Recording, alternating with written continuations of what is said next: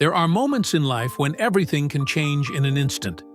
Sometimes, all it takes is the right person, at the right time, to recognize something extraordinary in someone who has been overlooked by the rest of the world.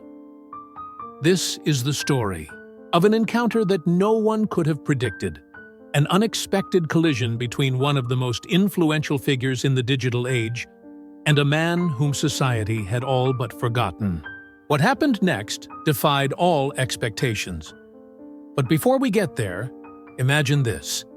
A man walks through the streets, his head slightly lowered, his steps slow and measured. Not out of purpose, but out of exhaustion. He has no real destination, no appointments to keep, no expectations for the day ahead. He is one of many who have blended into the background of the city, invisible to the hurried crowds passing by. His clothes, once ordinary, are now frayed and worn, his face weathered by time and circumstance. For years, he has been nothing more than a shadow moving through the streets. Strangers avert their eyes as they pass, pretending not to see him. When they do look, it's rarely with kindness. It's with judgment, suspicion, or, worst of all, indifference. His name is John Carter, though few people have bothered to ask. Once, he had a life filled with promise, a job, a home, dreams of the future. But life has a way of unraveling, sometimes slowly, sometimes all at once. For John, it happened in ways he never saw coming.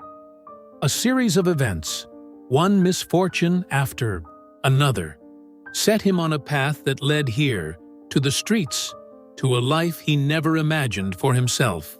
But John is not just a man without a home. There's something about him, something rare, something magnetic, something that has been buried beneath years of struggle. It reveals itself in small moments, in the way he speaks, in the way his eyes still hold a glimmer of something greater. He has a voice that carries, a presence that commands attention. But in a world that only listens to those who are already seen, his talents remain hidden, waiting for a moment that may never come. And then there's Michael Chen, the CEO of TikTok. Michael is a man who has spent his life at the intersection of technology and culture. Someone who understands better than most how a single moment captured on video can change everything. He has built a platform that turns ordinary people into stars overnight, where a few seconds of footage can redefine a person's entire existence. For years, he has watched how the internet has given voices to those who might otherwise go unheard. But despite his success, there is something missing, an unshakable feeling that, for all the innovation and power at his fingertips, something deeply human is being lost in the endless stream of content. It is in this state of mind that Michael's path crosses with John's. At first, it's nothing more than a passing moment, one of thousands that happen every day. A chance encounter, a brief exchange, a decision made in an instant. But in that moment, something clicks. Michael sees something in John that others have overlooked. A presence, a voice, a story waiting to be told. And for reasons he doesn't fully understand yet, he decides to act. What happens next is a chain reaction that no one, neither Michael nor John, could have predicted. A single video, a single moment, and a life on the brink of being forgotten is about to be seen by millions. But this isn't just a story about virality. This is a story about what it truly means to be seen. And it all begins here. Years ago, John Carter had a life that looked like anyone else's. He had a job he could rely on, a small but comfortable apartment, and people he called friends. He wasn't wealthy, but he didn't need to be. He had enough. Enough to keep the lights on, enough to afford a decent meal, enough to feel like he had control over his own destiny. But life rarely unfolds the way we expect. It started with the loss of his job. It wasn't dramatic, no big scandal, no public failure, just another case of a company downsizing, cutting costs, and leaving behind those who had spent years building something they were no longer a part of. John was given a severance package, enough to keep him afloat for a few months. He told himself he'd find something new before the money ran out. Then came the medical bills. A simple illness turned into something more complicated, and without a stable income, even minor treatments became impossible to afford. The bills stacked up. Debt collectors called. The severance money disappeared faster than he ever thought possible. And then, the eviction notice. One day, he was living in his apartment, making plans for the future. The next, he was walking out the door with everything he could carry, leaving behind everything he couldn't. He spent the first few weeks in shelters, trying to find work, believing that if he just kept pushing forward, things would turn around. But interviews led to rejections. Friends who once shared drinks and laughter now avoided his calls. The weeks turned into months, and at some point, he wasn't sure exactly when. He stopped trying to convince himself that things would get better. Now, he moves through the city as if he isn't really there. People see him, but they don't look at him. He speaks, but few listen. He is a man who exists, but only in the spaces people choose to ignore. Yet, despite everything, John has something that never fully faded: his voice. Not just his literal voice, though that too is remarkable. Deep, rich. The kind of voice that carries through a crowd without the need to shout. But more than that, he has a way of speaking that draws people in. When he tells a story, even strangers pause to listen. When he sings, on rare occasions, when he forgets the weight of the world, his voice holds something raw, something real. It's a talent that has been buried under years of hardship, and if not for a single moment of fate, it might have stayed buried forever. Across the city, in an entirely different world, Michael Chen sits in an office lined with glass, overlooking a skyline that stretches for miles. He is a man who has spent years at the forefront of the digital revolution. As the CEO of TikTok, he has overseen a platform that has reshaped the internet, turning ordinary people into global celebrities overnight. He understands better than most how a single moment, captured on video, can change the course of a person's life. But lately, something about it all feels hollow. He watches as trends come and go at lightning speed. People rise to fame in the span of a few days, only to be forgotten just as quickly. The internet is a machine that never stops, consuming and discarding content at an unforgiving pace. Michael wonders if, in this constant pursuit of engagement, something has been lost. He built a platform that was meant to connect people, but as he scrolls through endless videos, he finds himself questioning whether real stories, deep, human stories, can still break through the noise. It is in this mindset that he steps out of his office one evening, walking through the city, in search of something he can't quite name. He doesn't expect to find anything remarkable. But that's the thing about fate. It doesn't ask if you're ready.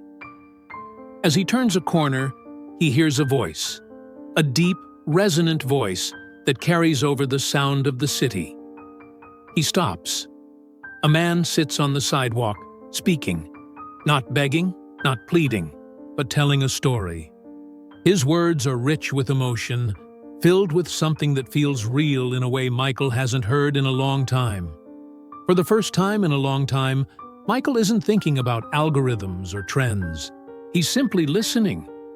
And in that moment, an idea takes root. This man, this stranger, has something rare, something powerful, something the world needs to see. Michael doesn't know it yet, But this moment will set off a chain reaction that neither he nor John could have ever imagined. A single decision, a single video, and the first step toward something that will change both of their lives forever. John Carter has long since stopped expecting anything from strangers. Experience has taught him that most people walk past without a second glance, their gazes fixed on the ground, their minds preoccupied with anything but him.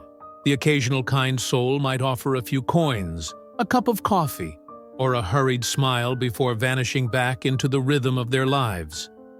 But real conversations, genuine interest, those are rarities, luxuries he no longer dares to hope for. So, when Michael Chen stops in front of him, lingering longer than most, John's first instinct is suspicion. At first, Michael doesn't say anything. He just stands there, listening. John is in the middle of a story, not for anyone in particular, just something to pass the time, to distract himself from the cold creeping into his bones. He's telling an old folk tale, something he heard as a child, his voice weaving through the noise of the street like a thread of gold among dull fabric. When he finally notices Michael, he hesitates. Most people keep moving. Why is this man still here?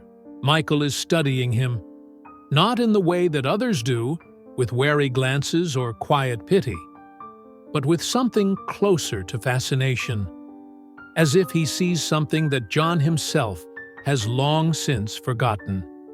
"You have an incredible voice," Michael finally says. John chuckles, shaking his head. "Yeah? Tell that to the job market." Michael doesn't laugh. He doesn't walk away either. Instead, he reaches into his pocket, pulling out his phone. "Do you mind if I record you?" John narrows his eyes. "Why?" "Because people need to hear you." The words hang in the air between them. John has heard plenty of empty promises before, but something about Michael is different. He doesn't seem like the type to waste time on things he doesn't believe in. There's a sharpness in his eyes, an intensity that suggests he's already thinking 10 steps ahead, as if he's seeing a version of the future that John himself can't quite imagine. John shrugs. Why not? Michael hits record. John doesn't put on a performance. He just speaks. His words are steady, his voice deep and rich, carrying with it the weight of years of hardship and resilience. He tells a story, something about hope, about losing and finding oneself again. He doesn't plan his words, doesn't try to sound polished or rehearsed.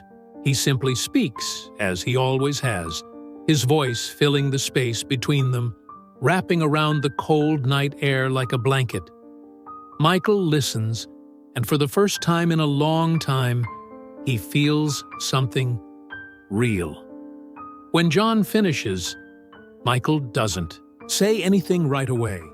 He just nods, his expression unreadable. Then, without hesitation, he uploads the video to TikTok.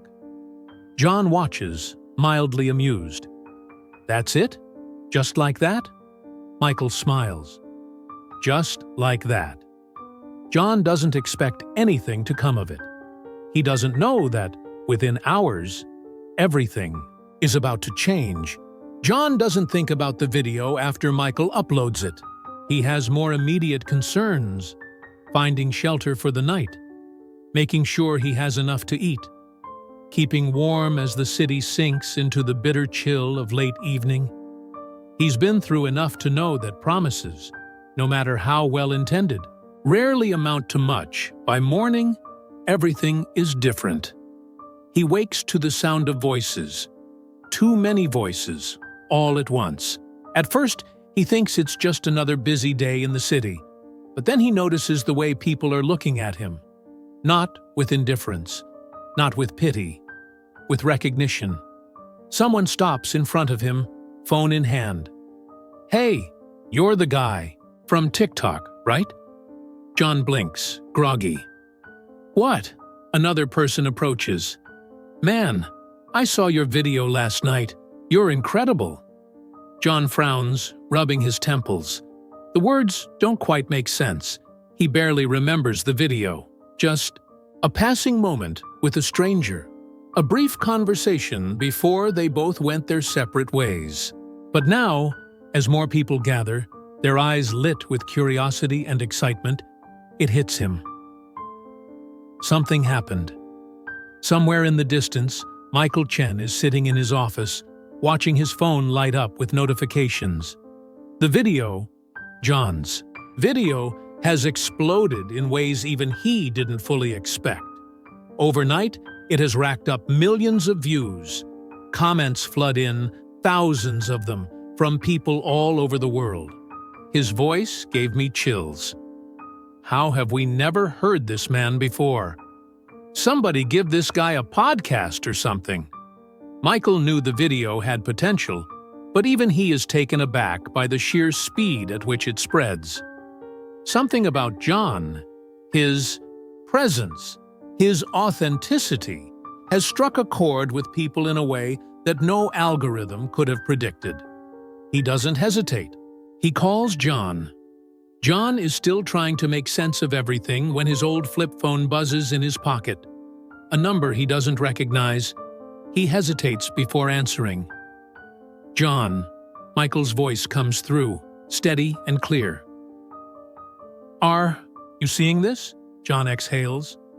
I don't even know what this is. Michael doesn't waste time. The world is listening. Now we have to decide what to do next. The next few days are a whirlwind. Michael meets with John in person, this time with purpose. He tells him the truth. People are invested. They want to hear more. They want to know his story. They want to see him. John, still skeptical, shifts, uncomfortably. So what? A bunch of people saw a video. That doesn't change anything. Michael leans forward. It can, if you let it. There's a pause. John wants to believe him, but belief is dangerous. Hope is dangerous. He has spent years learning to live without it. Still, the curiosity is there. The what if lingers. And so, he takes a tentative step forward. Michael starts small. A haircut, a fresh set of clothes. Nothing fancy. Just something to help John feel a little more like himself again. It's not about making him look different. It's about reminding him that he is worth being seen. Then comes the next step. Michael sets up an interview. Not a formal one. Not in a studio. Just a simple conversation. Filmed on a park bench. With nothing but honesty and a camera between them. John talks.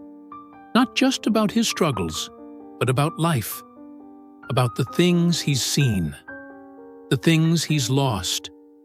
The moments that still make him laugh. His voice is steady, his words unfiltered, raw in a way that people crave, but rarely find.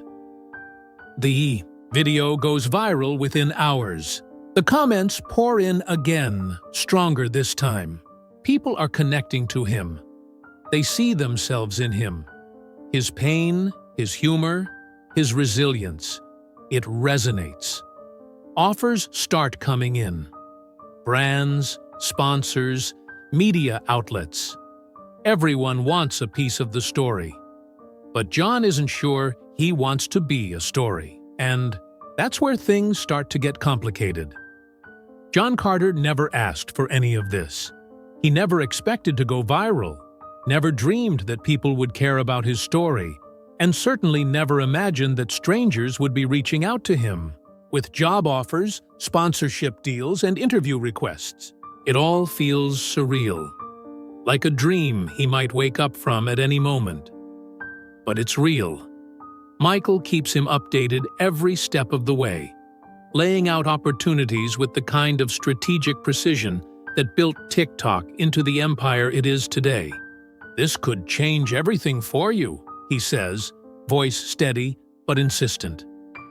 A second chance like this doesn't come around often. John knows Michael is right. He wants to believe in the possibility of something better. And yet, deep down, something unsettles him. Because for the first time in a long time, John feels like he's worth something again. Not just to himself, but to the world. But is it him they care about? Or just the story? As the days pass, John watches his own face spread across the internet.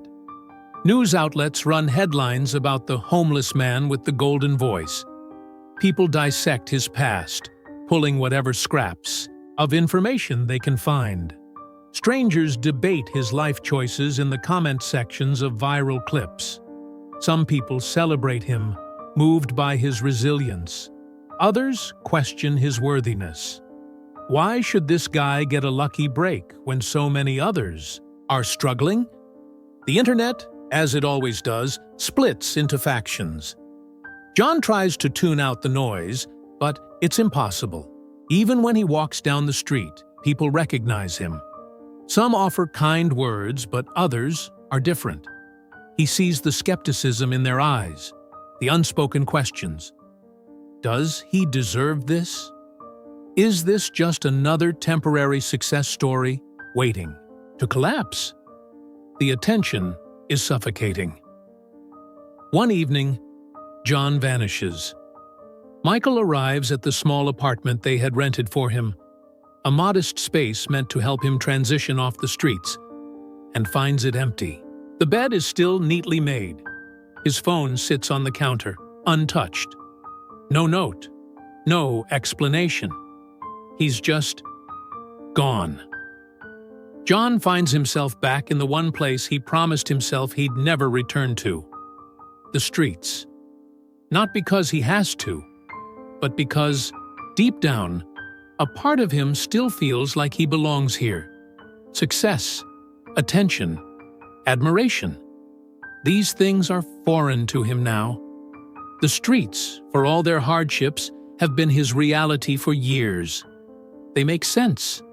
They are predictable. But more than that, John is terrified. What if this isn't real? What if it all falls apart? He's seen it happen before. People who get their hopes up, only to crash harder than before.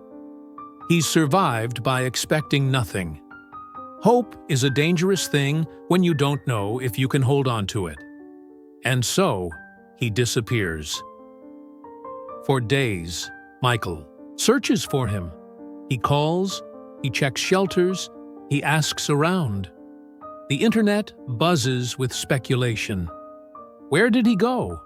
Was it all too much? Michael is frustrated. He's angry. Not because John left, but because he gets it. He understands the weight of it all, the pressure of being seen, of having the world watching your every move. And yet, he refuses to let this be the end of the story. When he finally finds John, sitting on a familiar bench in the park where they first talked, he doesn't try to convince him of anything. He just sits beside him. For a long time, neither of them speaks. Finally, John exhales. "I don't know how to do this, man." Michael nods, staring out at the city skyline. "Neither do I." John looks over at him, skeptical. "You're Michael Chen. You run one of the biggest companies in the world. How do you not know?" Michael smiles, but there's a tiredness to it. "Because this isn't about algorithms or business plans. This is about you. About what you want. Not what the internet wants. Not what I want. Just you." John is quiet for a long time. Then, finally, he asks, "So, what happens now?" Michael leans back. "That's up to you." And for the first time in years, John realizes he actually has a choice. John Carter has spent years believing that his life was something that happened to him. That the world moved forward while he stood still, left behind by forces too large to fight against. But now, for the first time in a long time, he has a choice. Sitting on that park bench, Staring at the city that had once swallowed him whole, he wrestles with a single question. What do I want? Not what the internet expects of him. Not what Michael believes he should do. Not even what the people who support him want to see. Just him. And the truth is, he doesn't know. Over the next few days, John and Michael talk. Not about TikTok, not about sponsorships, not about media deals. Just talk.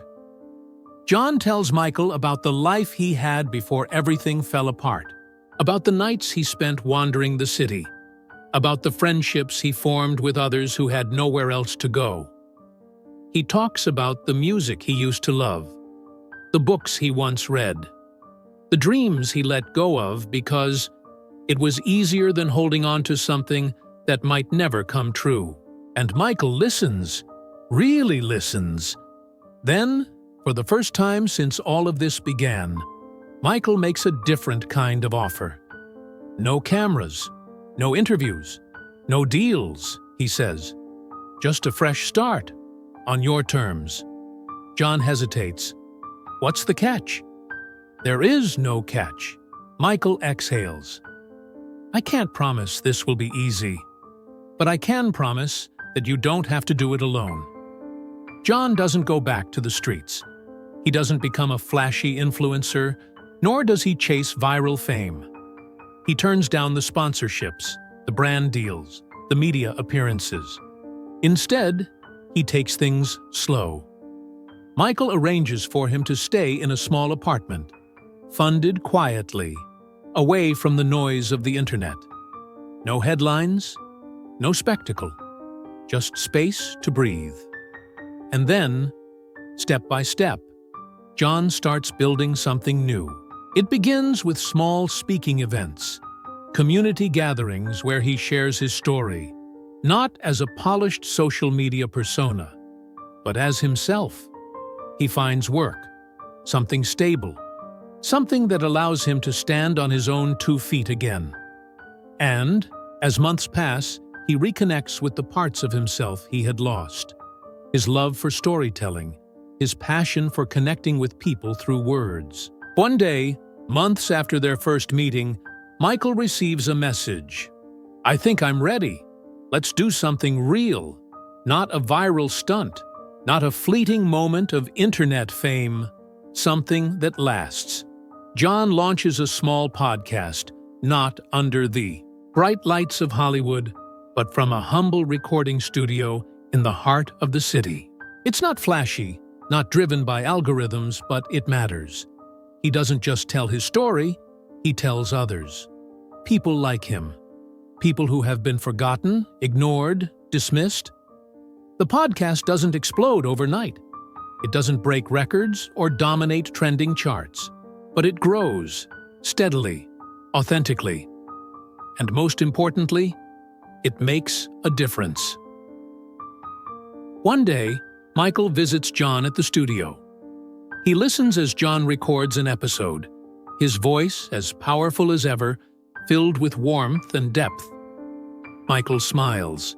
I told you people needed to hear you. John chuckles, shaking his head. Yeah, but I needed to hear myself first. And this time, he truly believes it. John Carter's story wasn't just about going viral. It wasn't about overnight success or internet fame. It was about something deeper. It was about remembering his own worth. It was about learning that second chances aren't just given. They're built, and most importantly, it was about proving that sometimes the most powerful stories aren't the ones that burn fast and fade away.